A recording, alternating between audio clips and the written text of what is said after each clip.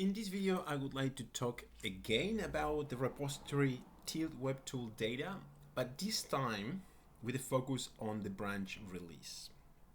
So the branch release on Tilt Web Tool data tracks the branch release on the repo Tilt Web Tool, as you can see here in this line.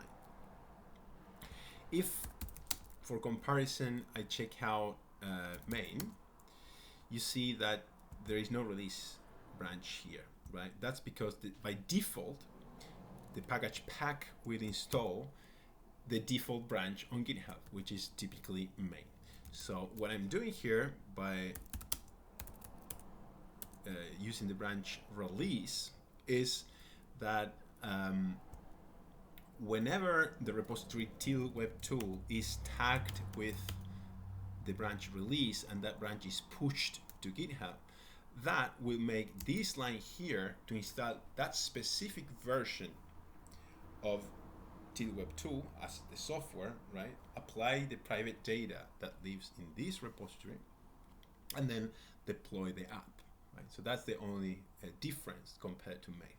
And that's a huge difference because that means that we can now have two applications, one that we can call staging and is available first to managers and to developers, where we can look if the changes that we have just pushed to main, right, when we merge the pull request, are the ones that we want the app to have.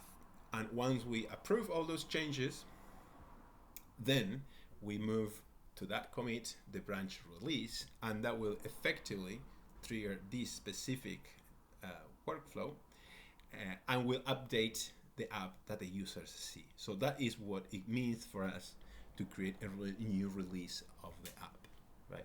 So if you want to test this locally, you would be checking out the branch release of your Tilt Web Tool data repo, which does not change in any way except for this one release branch here. So the data is the same in this case. I haven't changed the data at all. All that I'm doing is using a different version of Tilt Web Tool, which is typically behind. Let me show you what I mean by that. I source this file to kind of deploy the released app. Here I need to enter the credentials for this app, which are Tilt and something private.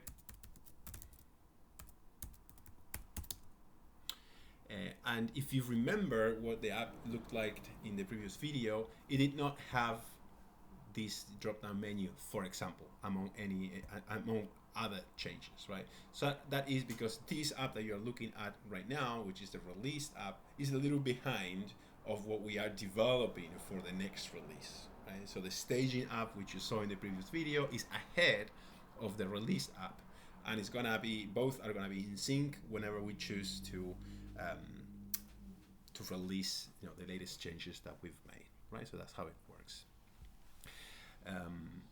Okay, I think that's enough for this video. So identical repos except for this one line number 2 here in the app.r file that is in charge of using the software not from the main branch but from the release branch of Tilt Web.